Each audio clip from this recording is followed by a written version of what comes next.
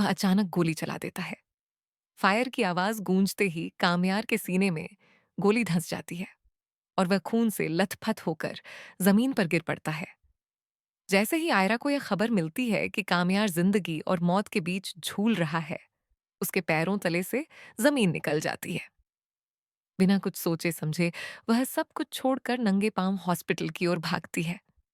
Hospital पहुंचते ही जब आयरा की नजर स्ट्रेचर पर पड़े कामयार पर पड़ती है, तो उसका दिल टूट जाता है और वह बेबस होकर रो पड़ती है। उधर घर में नफीसा घबराहट में दादी को सच्चाई बता देती है।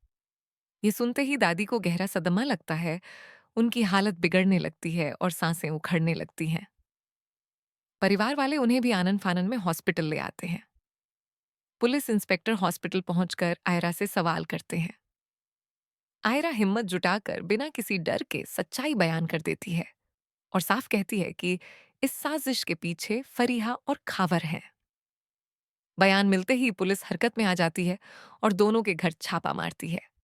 भागने की कोशिश करते हुए फरीहा और खावर को पुलिस दबोच लेती है और हथकड़ी लगाकर ले जाती है। इधर आयरा की दुआओं और डॉक्टरों की मेहनत रंग लाती है। कामयार का ऑपरेशन कामयाब रहता है और उसे होश आ जाता है।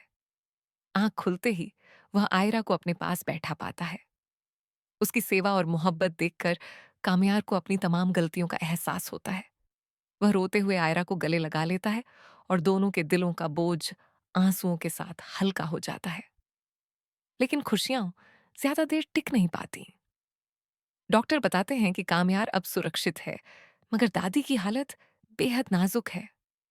कामयार और आयरा भागकर उनके कमरे में पहुंचते हैं। ऑक्सीजन मास्क लगाए दादी कांपते हाथों से दोनों का हाथ थामती हैं और अपनी आखिरी ख्वाहिश बताती हैं कि वह उन्हें एक साथ जिंदगी शुरू करते देखना चाहती हैं। दादी की हालत देखकर इरफान साहब का दिल भी पिघल जाता है। मौलवी साहब को बुलाया जाता है और हॉस्पिटल के आईसीयू में ही निकाह पढ़ाया जाता है। जब कबूलियत पूछी जाती है, तो दोनों एक दूसरे की ओर देखकर पूरे यकीन के साथ कहते हैं, हमें कबूल है। निकाह पूरा होते ही जैसे किस्मत करवट लेती है। दादी की तबीयत में अचानक सुधार आने लगता है। डॉक्टर भी हैरान रह जाते हैं। कुछ दिनों बाद कामयार और दादी दोनों हॉस्पिटल से घर लौटते हैं। फूलों और रोशनी से सजा घर आयरा का स्वागत करता है। कहानी का आखिरी मोड़ तब आता है जब जेल में बंद फरीहा को अपनी हार का एहसास होता है। उसका सपना टूट जाता है और वह मानसिक संतुलन खो बैठती है। उसे मानसिक अस्पताल भेज दिया जाता है। वहीं कामयार और आयरा एक नई सुकून भरी जिंदगी की शुरुआत करते हैं और हमेशा साथ निभाने का वादा करते हैं।